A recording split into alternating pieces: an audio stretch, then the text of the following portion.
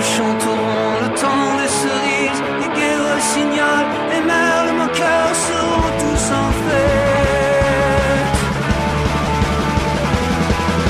Les belles auront la folie en tête, et les amoureux du soleil au cœur quand nous chanterons le temps des cerises, sifflera bien mieux le merle, mon cœur.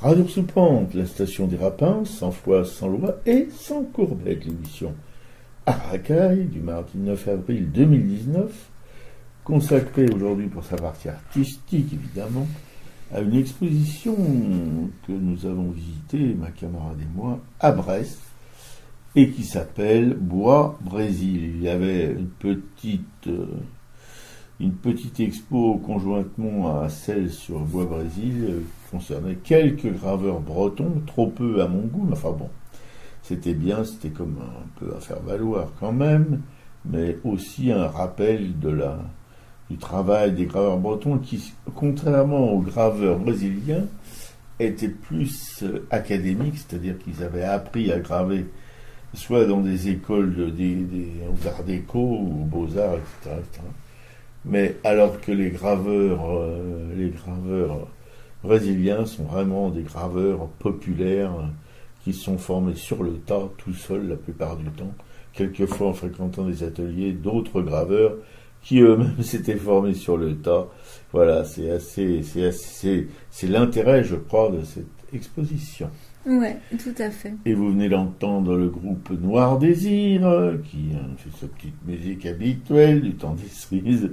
Et au cours de cette émission, nous avons tenté, comme à chaque fois, c'est une tentation, ou une tentative plutôt, assez suicidaire, de porter notre regard en marge sur l'art et de dénoncer les sales coups de la politique politicienne en toc.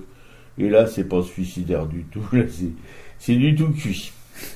Ouais, bonjour tout le monde. Vous pouvez nous écrire sur notre messagerie artracaille@orange.fr ou nous joindre sur le répondeur de Radio Sous Pente au 01 41 95 20 96.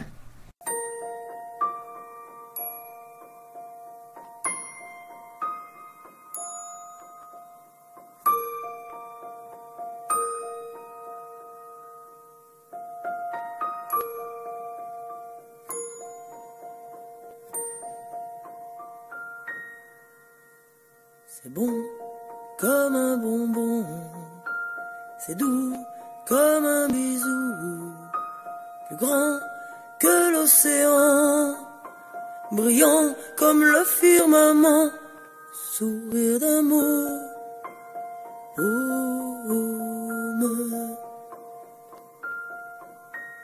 Promesse à l'espièglerie, ça chante comme un chant fleuri, ça se demande pas, ça ne s'achète pas,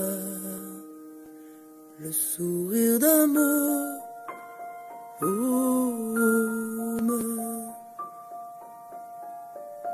Quand il est pour toi, tu peux pas te tromper, droit en plein cœur, pas celui d'un côté.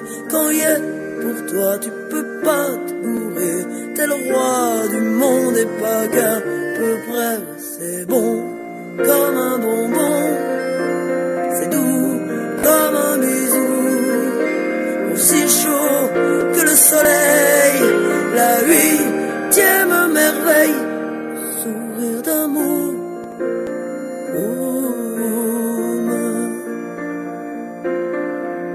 Sucré comme du caramel, sentiment d'être immortel, ça stoppe les armes, ça tire les larmes, le sourire d'amour.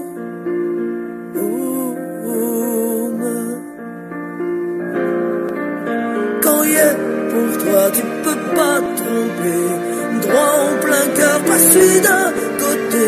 Quand il est pour toi, tu peux pas te bourrer, t'es le roi du monde et pas qu'à peu près. Ouais, c'est bon comme un bonbon, c'est doux comme un bisou, ça efface la galère, tu porterais la terre entière, sourire d'amour.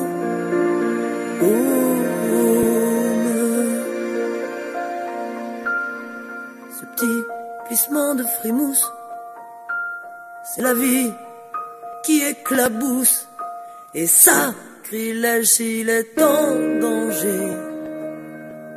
Le peuple entier se lève, faut pas y toucher. C'est bon comme un bonbon, c'est doux comme un bisou, ça se demande pas, ça ne s'achète pas, le sourire d'amour.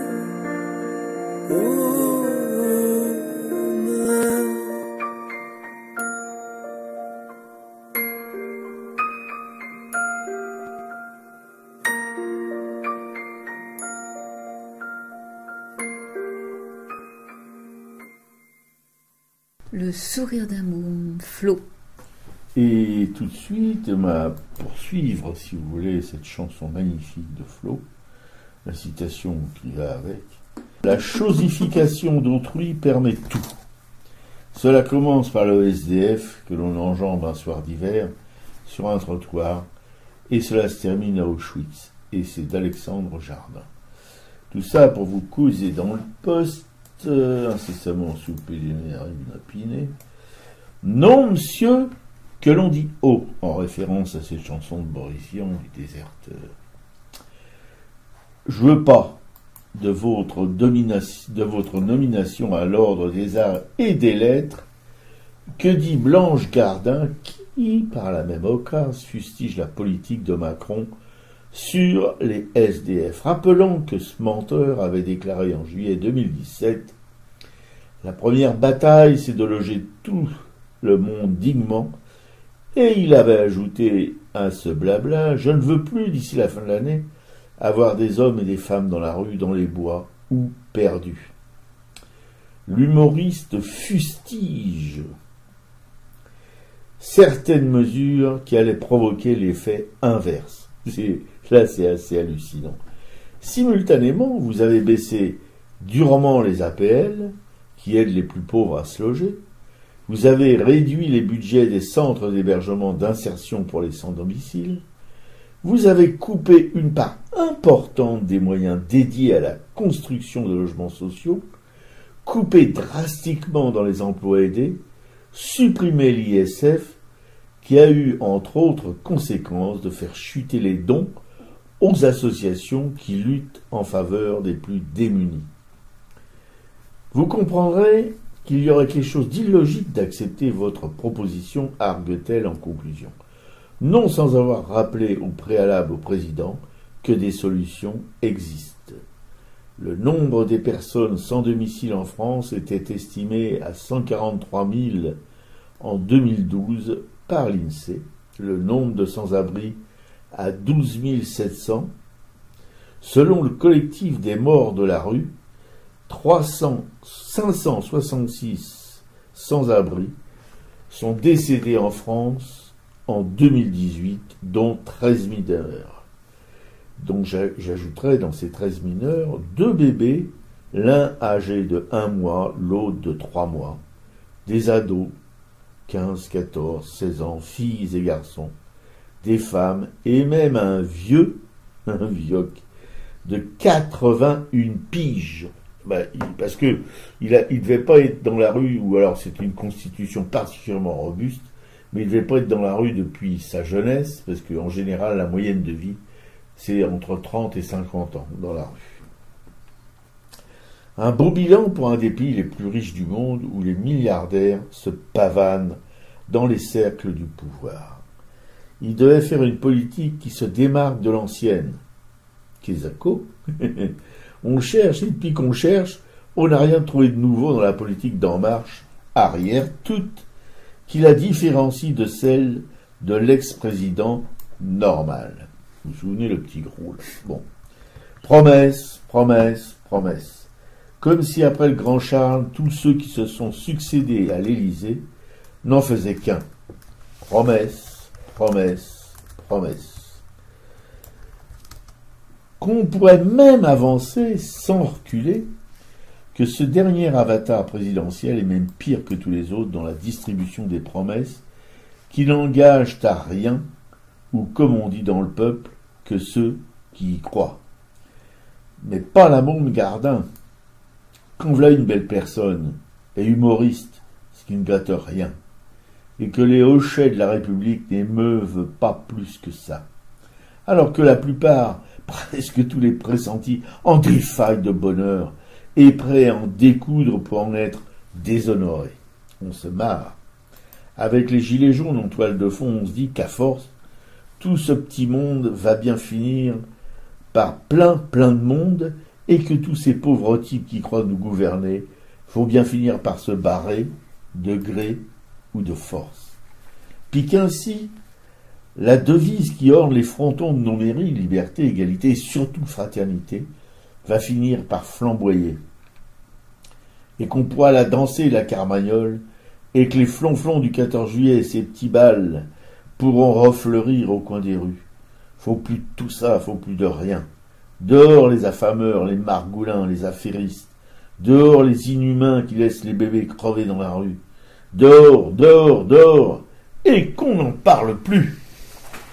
Ouais, bravo Blanche Gardin, voilà, il a pas de peau Macron, hein. Il invite Lordon au grand débat, il se fait envoyer bouler, il invite Ruffin, il se fait envoyer bouler, il invite Blanche Gardin, il propose un grade à Blanche Gardin, il se fait mettre moi c'est les ce refus qui m'a le plus touché, parce que ça s'adresse à une partie bien particulière de nos... Enfin, ça s'adresse à nos concitoyens les plus pauvres, les plus démunis, les plus exclus, les sans-papiers, les dans la rue, voilà, les sans-abri.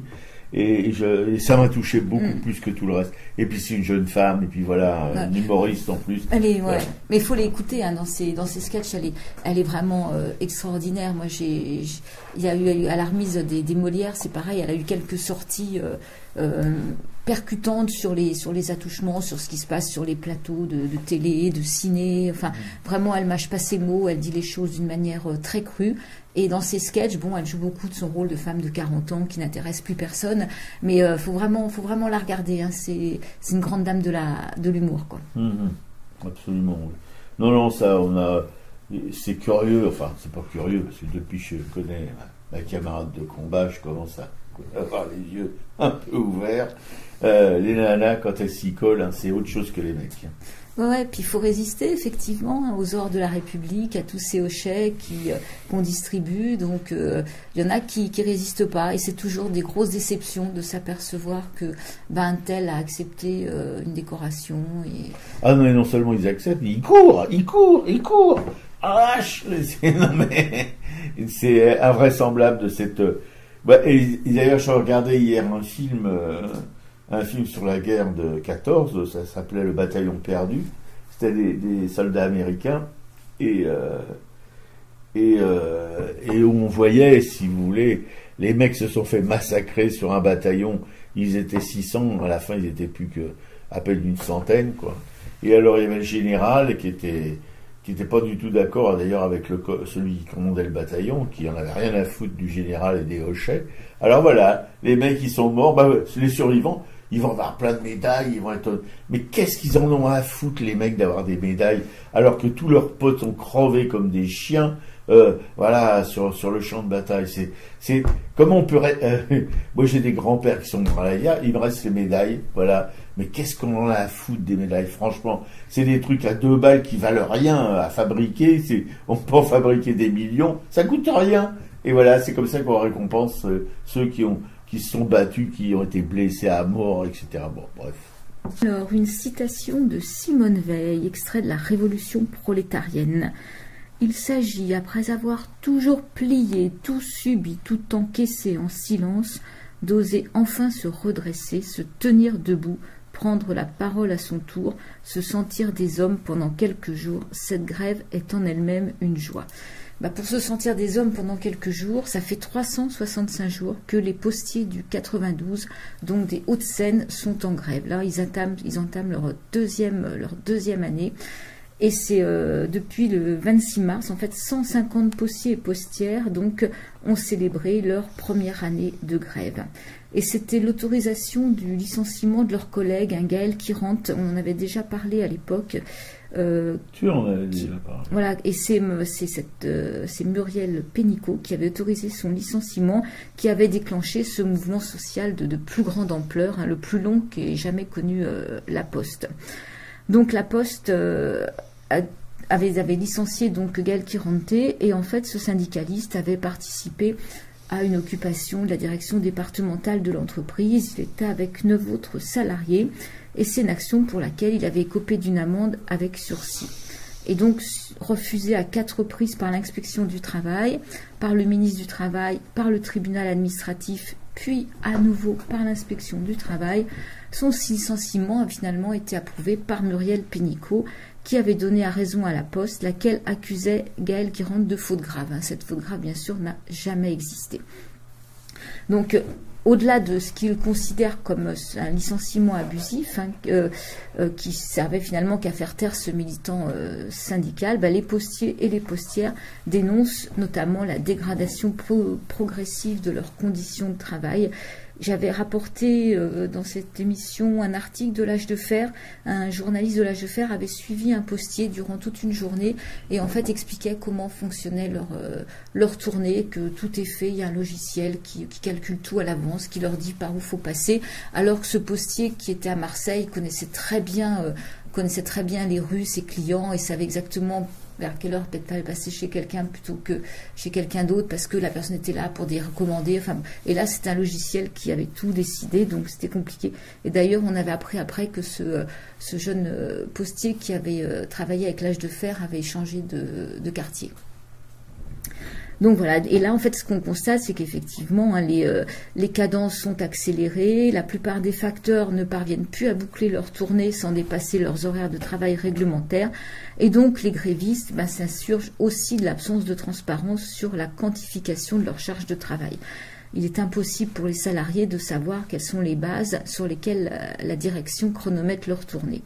Voilà pourquoi, par exemple, un recommandé doit-il être distribué en 1 minute et 30 secondes, ça reste un grand mystère, quoi. Parce qu'effectivement, on n'a plus le droit à la Poste de prendre tout ce temps qu'on appelait du lien social, tout doit être rentabilisé, c'est-à-dire qu'il faut vendre des contrats, il faut rapporter des sous, et si on s'aperçoit que la personne n'est pas prête à s'inscrire dans une démarche financière, on doit repartir illico presto, quoi.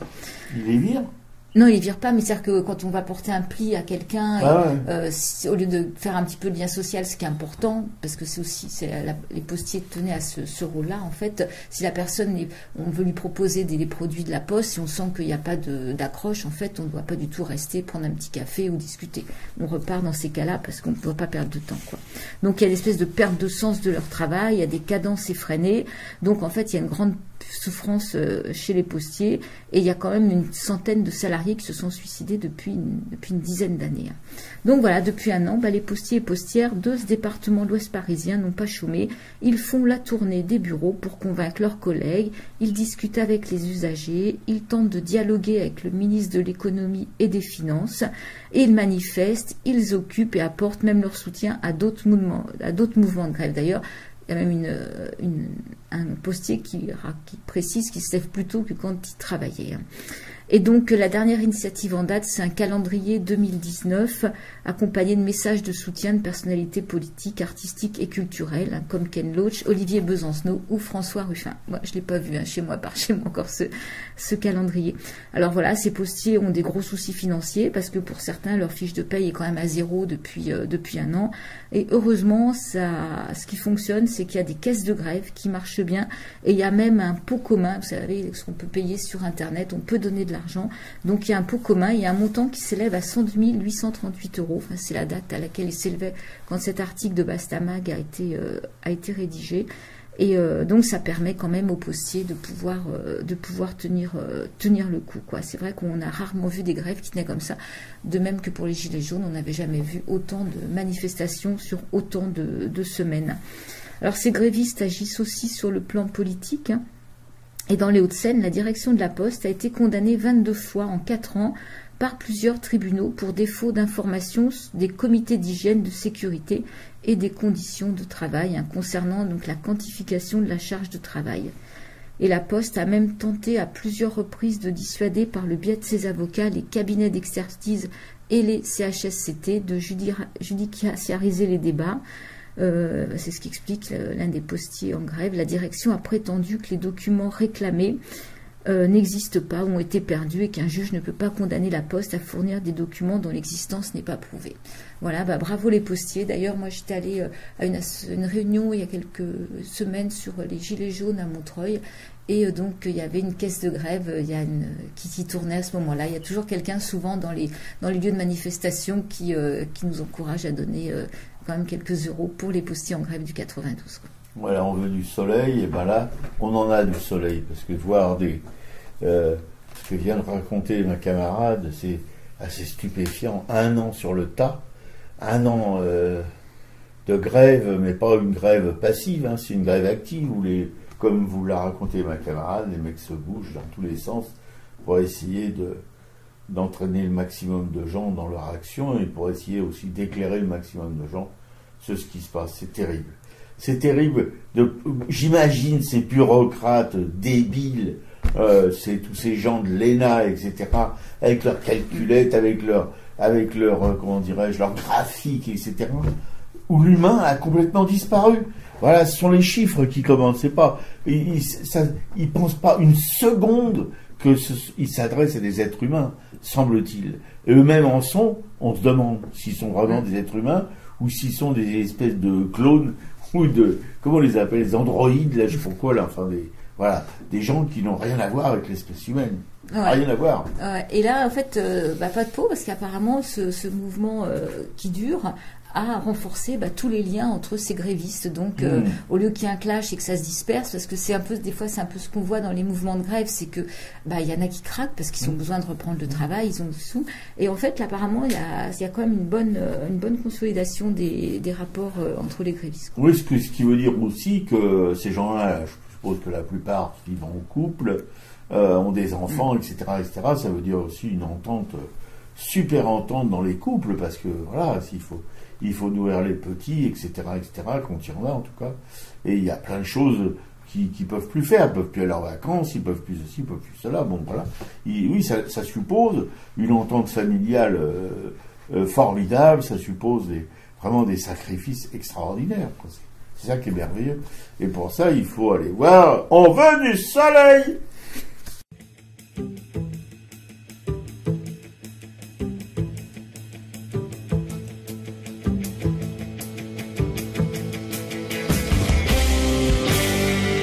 grève illimitée, les portes se ferment, les piquets se forment, grève illimitée.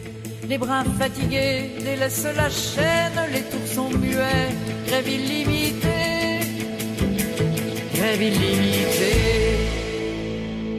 Quand elle monte des usines, la colère, la colère. Quand elle monte des usines, la colère, à la voix des machines.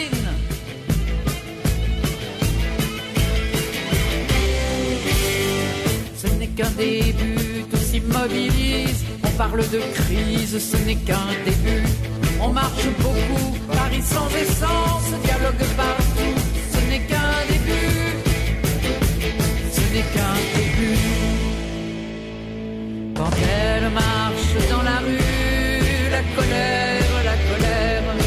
Quand elle marche dans la rue, la colère n'a que ses poings nus.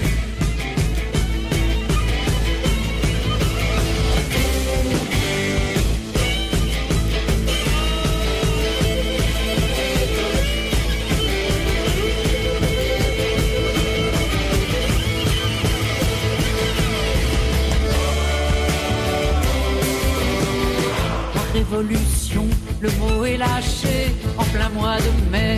La révolution, entre les pavés, les fleurs vont pousser pour tous ceux qui font la révolution. La révolution, quand elle unit des camarades, la colère, la colère. Quand elle unit des camarades, la colère monte en barricade.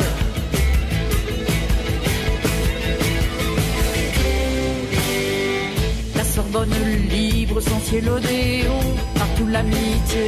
La Sorbonne libre, ils nous ont chassés, à coups de matraque, ils nous ont volés. La Sorbonne libre, la Sorbonne libre. Quand on bâillonne la colère, la colère, la colère. Quand on bâillonne la colère, elle fait le tour de la terre.